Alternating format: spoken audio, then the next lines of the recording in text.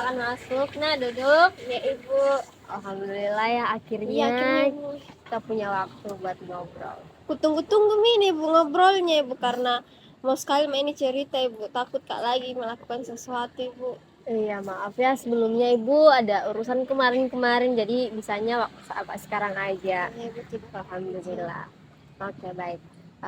Soal minggu lalu yang katanya Aisyah mau cerita. Iya Ibu, mau Kak cerita jadi Bu, kan mengenai Ya, dibully nih silakan Bu. cerita.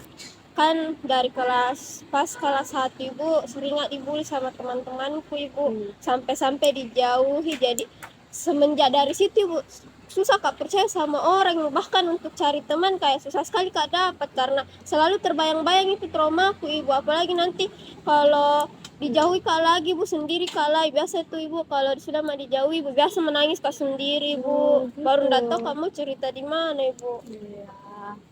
Oke, sini deketan sini. Ibu mau tanya dulu. Aisyah di kelas biasanya temenan sama siapa Aisyah? Dulu Ibu, satu di temanku Ibu itu pun disuruh Kak lagi. Nah biasa tuh Bu natanya gitu temanku Ibu bilangnya jauhin itu Aisyah karena tidak ada orang tuanya, nah kasih begitu Kak Ibu.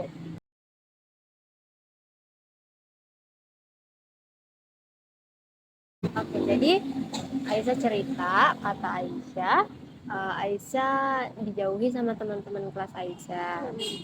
Kemudian di kelas Aisyah sekarang nggak punya teman. Iya Ibu. Nggak punya teman. Jadi Aisyah apa-apa sendiri di kelas. Sendiri Ibu. Tapi kalau proses pembelajaran Aisyah itu mereka ganggu atau enggak? Gimana? Biasa diganggu sih Bu. Diganggu. Iya Ibu, biasa digeser-geser mejaku Ibu. Digeser. Iya Ibu, pokoknya diganggu biar tidak konsentrasi. Biasa mak ditegur sama guru-guruku Ibu. Ya Allah. Ini tapi nggak pernah mukul Aisyah kan? Alhamdulillah tidak Ibu, cuma Iya, batin. sakit batin ya pasti. Iya. Meskipun nggak luka fisik tapi batinnya pasti kena. Betul itu Ibu. Oke, baik. Jadi gini, pelakunya condongnya ke beberapa orang di dalam kelas atau seluruhnya, overall semuanya yang ganggu Aisyah? Tidak Ibu, cuma beberapa kalau yang seluruh itu Bu tidak peduli kayak. Oh, berarti yang pasif ya, yang lainnya mungkin ada berapa orang nih yang kira-kira ganggu Aisyah? Mungkin lebih dari 2 Ibu, kayaknya 5 Ibu. Oh, 5, oh banyak juga ya. Bergeng. Mereka segeng. Iya Ibu. Gitu.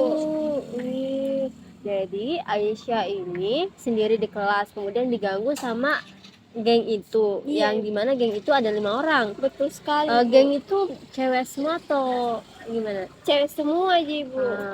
Oke. Oke, baik. Jadi gini, Ibu mau kasih solusi sama Aisyah. Aisyah nggak usah hiraukan mereka. Aisyah harus tetap fokus sama pembelajaran Aisyah di kelas. Mungkin Aisyah boleh perlahan-lahan membuka diri sama teman-teman Aisyah di kelas yang orang-orang pasif itu. Mungkin mereka mau bantu Aisyah tapi Aisyahnya mungkin yang tertutup. Iya Ibu. Jadi mereka juga agak nggak tahu nih harus temenin Aisyah atau tetap diam gitu. Jadi Aisyah coba deh buka diri buat dapatin teman. Kemudian Ibu bakalan coba komunikasikan sama teman-temannya yang tadi ganggu Aisyah, yang berlima itu. Aisyah, bentar kasih saya nama-namanya aja. Iya Ibu. Nanti saya bicara sama dengan dia. Biar perkembangannya nanti kita lihat setelah Ibu bicara sama mereka, Ibu tegur mereka dengan baik. Gimana sikap mereka setelah Ibu bicara. Setelah itu kita bakalan tindak lanjuti nanti. Kita bakalan buat konseling kelompok biar pertemukan mereka sama Aisyah. Iya Ibu. Aisyah nggak perlu takut ya, Aisyah harus melawan. Iya Ibu. Melawan pun tidak dengan cara yang kembali melakukan hal negatif seperti mereka. Yang positif Ibu. Iya, nggak boleh balas sesuatu yang buruk dengan yang lebih buruk lagi, nggak boleh. Kalau hal itu serahkan aja sama Tuhan. Iya Ibu. Itu urusan Tuhan. Betul itu Ibu. Kasih banyak Ibu. Iya. Selalu Kak bingung mau cerita, akhirnya ada Miku dapat. Nggak apa-apa. Tapi Aisyah sejauh ini batinnya, maksudnya Ibu mentalnya nggak terlalu gimana kan? Tidak, nggak pernah sakiti diri sendiri tidak kan? Ibu. Oke, alhamdulillah. Kalau punya masalah yang lain juga Aisyah boleh cerita kok. Oke Bu, siap. Kalau soal pembelajaran di kelas aman kan? Aman nih Bu. Aman, alhamdulillah. Nilainya aman Aman, juga ya. alhamdulillah Ibu. Oke, pokoknya fokus sama diri Aisyah aja. Iya Ibu. Oke, coba buka diri sama teman-teman Aisyah di kelas. Saya yakin kok ada orang-orang baik di luar sana Iya. yang mau temenan sama Aisyah. Kasih ya Ibu. Aisyah harus percaya sama diri sendiri. Pasti Oke? Ibu. Oke. Ke kelas materi Ibu. Iya. Kasih Hati-hati Ibu. Aisyah, Iya, sehat-sehat. Terima kasih banyak. Iya, bye-bye. Assalamualaikum Bu. Iya, waalaikumsalam. Duduk Ki. Duduk. Kamu lagi Putri bolos lagi, bukan karena sikapnya ini guru atau ada hal lain. Nah, kita bolos lagi. Ada hal lain nih, Bu. Apa itu nah, kalau boleh Ibu tahu? Enggak apa-apa Jin cerita Kak Ibu. Iya, enggak apa-apa Ji, karena kalau guru konselor itu menjaga Ji asas kerahasiaan, dia menganut asas kerahasiaan. Jadi begini Bu, tadi malam tuh berantem si mamaku sama bapakku Bu. Terus saya menangis terus Kak Ibu dari tadi malam sampai tadi subuh Bu. Jadi semalam orang tua tak berantem. Terus di malam itu anak Putri menangis terus sampai subuh, tidak berhenti-berhenti. Iya, Karena mungkin dipikir Ki sama kejadian yang dialami sama orang tua Putri. iya Ibu begitu Bu. Terus kenapa kita bolos? Nah, gara-gara itu nggak fokus Ki di mata pelajaran, makanya kita bolos. Iya, langsung Kak juga keluar Ibu karena pusing sekali maka di kelas Ibu, jadi cari ke tempat yang tenang. Jadi ini Putri bolos karena ada masalah keluarganya, terus kepikiran sampai di sekolah sehingga terganggu di proses pembelajarannya. Iya Ibu begitu Bu. Kukira karena ada ajakan teman, ternyata ada masalahnya Putri. Kalau ibu, terkadang memang kalau kita berkeluarga, biasa memang kadang itu berantem, kadang juga bahagia, baik-baik aja. Tidak selamanya mereka baik-baik, pasti ada saatnya mereka berantem. Mungkin karena hal-hal kecil, terus jadi besar, tapi ibu pasti yakin sih Pulanta ini baik-baik ini mama sama orang tua tak, Iya, mama Ibu. sama ayah tak, tidak berantem itu. Jadi jangan kepikiran, nah usahakan fokus ke sama diri tak dulu, karena kita belajar untuk orang tua toh. Iya Nah, Ibu. berarti kalau ke sekolah kita pikir dulu, saya belajar ini untuk orang tua saya, jadi harus kak masuk kelas walaupun itu saya tidak paham, intinya absennya hadir daripada keterangannya bolos nanti dihukum sama guru. Iya Ibu. Jadi Putri ini lain kali kalau ada apa-apanya jangan langsung bolos, tapi ke ruang BK dulu, cerita-cerita, sharing-sharing sama-sama. Iya Ibu. Dimengerti Ji Putri? Iya. Jangan kita bolos lagi di. Iya. Mungkin Mami Ki masuk di kelas. Iya. Mari Bu. Iya. Assalamualaikum Ibu. Iya, waalaikumsalam.